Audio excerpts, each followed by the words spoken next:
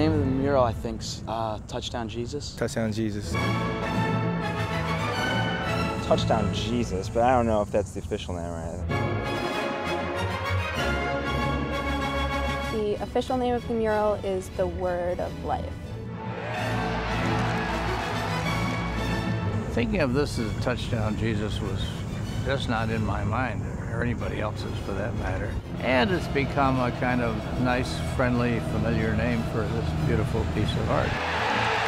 The Word of Life mural on the Hesburgh Library is one of the most significant monuments on the Notre Dame campus. We knew that if we didn't do something with this building, then the enormity of it, the size, could be mistaken for a grain elevator or something, especially out here. It's a very large work of art. It measures 134 feet high by 68 feet wide. Millard Sheets, who is the author of this particular mosaic, was one of the most wonderfully balanced, enlightened artists that I've ever met. He was a painter, he was a sculptor, he was even an architect, so he was a really fascinating sort of Renaissance man in many ways. The theme of the mural, Christ the Teacher, was based upon a biblical passage, 1 John, the first chapter of John. And when Millard Sheets began his project, he sketched out a figure of Christ, then drew in a cross behind Christ, and then started drawing all of the prophets, the great figures in the history of Christianity. And he laid them out in kind of an ascending order, so that he started with the classical scholars, the Old Testament prophets, and moved upward on the mural to the Byzantine, the medieval, the Renaissance scholars.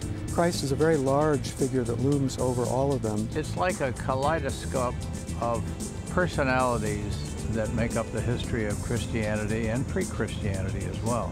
It's very rich philosophically and theologically. Millard Sheets was very important for combining Impressionism with Cubism. And so you have the figures represented, but then there are these great lines that go across, that are inscribed across the mural. And that's a Cubist stylistic feature that he took from artists like Picasso and Matisse, for instance. I'd say it's made of asbestos, like some kind of special wood or bricks or something. Rocks. Stucco. I know the mural is made of granite. The mural is made up of granite from all over the world. It has some 5,700 individual pieces of granite. Granite, of course, is one of the hardest stones there is. The climate here is abominable at times, and no one could say that would last. Millard Sheets was able to get something like 140 or more different colors by using different kinds of granite. And he had to go to something like 16 foreign countries and 11 different states in the United States to find all of the different colors and all the different types of granite.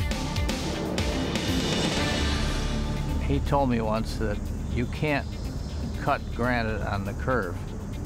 At least that was the myth. He got these young, bright workers and said, I want these things cut on the curve, and just as I've drawn them. And these guys didn't know you couldn't cut on the curve, so they did. I'd say the face of Christ is about 30 feet. 10 feet.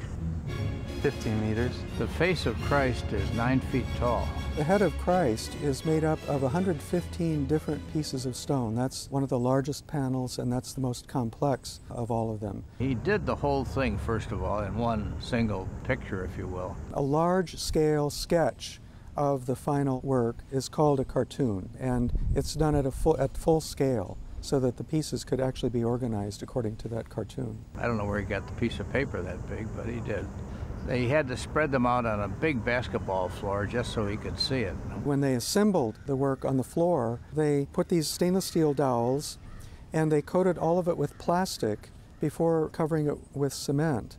And when it was then installed on the building, there's actually a space between the structural elements of the building and the mural itself, so that the whole thing can expand and contract and move very slightly during the changing seasons. The amazing thing is that it has lasted this long, and it's kept the richness of its color.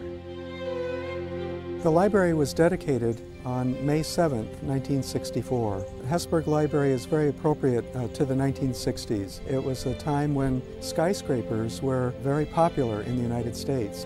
And it was thought to be an important thing to do here at Notre Dame, to have a great high-rise building to sort of represent the times and the prosperity of the time. It was going to be one of the 3 focal points in the university. When you drive up here, you see the spire of the church, you see the dome over the main building, and then you see the skyline and the mosaic from here.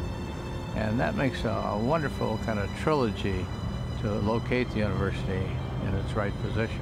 Notre Dame has been called the place where the church does its thinking.